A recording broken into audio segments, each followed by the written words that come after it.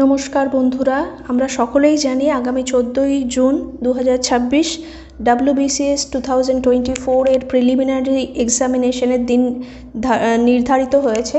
তো এখান থেকে ইতিহাস থেকে প্রত্যেক বছর প্রশ্ন আসে এবং ভারতীয় জাতীয় কংগ্রেস বা ইন্ডিয়ান ন্যাশনাল কংগ্রেস থেকে 2-3টি প্রশ্ন প্রত্যেক বছর আসে। তো চলুন কুইক রিভিশনের মাধ্যমে আমরা এই টপিকটি একবার রিভাইজ করে নিই। তাহলে 1885 সালে প্রথম অধিবেশন কোথায় বসেছিল? বোম্বেতে। এর সভাপতি ছিলেন কে? উমেশচন্দ্র বন্দ্যোপাধ্যায়। আচ্ছা, এই অধিবেশনের বিশেষ গুরুত্ব কী ছিল? এটি ছিল প্রথম অধিবেশন এবং 72 জন প্রতিনিধি ছিলেন। এরপর 1886 সালে কোথায় অধিবেশন হলো? কলকাতা অধিবেশনের। এতে সভাপতি ছিলেন দাদাভাই নওরোজি। এর বিশেষ গুরুত্ব কি? ইনি একজন প্রথম পার্সি সভাপতি ছিলেন দাদাভাই নওরোজি। এবার 1887 সালে মাদ্রাজ অধিবেশন বসলো, তৃতীয় অধিবেশন। এখানে কে সভাপতি ছিলেন বদরুদ্দিন তৈয়বজি এবং ইনি ছিলেন প্রথম মুসলিম সভাপতি। 1888 সালে কি হলো? এলাহাবাদে অধিবেশন বসলো। এরপর এখানে কে ছিলেন? জর্জ ইউল ছিলেন সভাপতি এবং ইনি ছিলেন প্রথম ইংরেজ সভাপতি। 1896 সালে আবার কলকাতাতে অধিবেশন বসলো। এখানকার সভাপতি ছিলেন, এই অধিবেশনের সভাপতি ছিলেন রহমতুল্লাহ সায়ানি এবং এখানেই এই কলকাতা অধিবেশনে 1896 সালে প্রথমবারের জন্য বন্দে মাতরম গাওয়া হয়।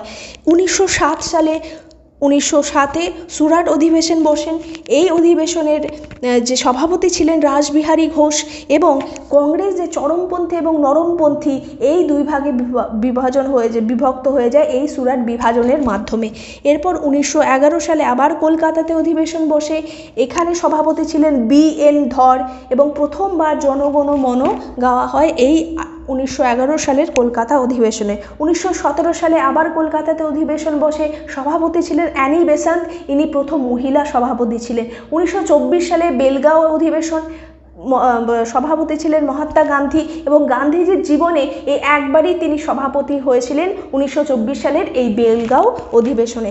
1925 সালে কানপুরে অধিবেশন বসেছিল এবং এর সভাপতি ছিলেন সরোজিনী নাইডু, ইনি প্রথম ভারতীয় মহিলা সভাপতি। তাহলে প্রথম মহিলা সভাপতি ছিলেন অ্যানি বেসান্ত, কিন্তু প্রথম ভারতীয় মহিলা সভাপতি ছিলেন সরোজিনী নাইডু 1925 সালে কানপুর অধিবেশনে। 1938 সালে হরিপুরা অধিবেশন, সভাপতি ছিলেন সুভাষচন্দ্র বসু। জওহরলাল নেহরুর নেতৃত্বে ন্যাশনাল প্ল্যানিং কমিটি গঠিত হয় এই 1938 সালের হরিপুরা কংগ্রেস অধিবেশনের মাধ্যমে।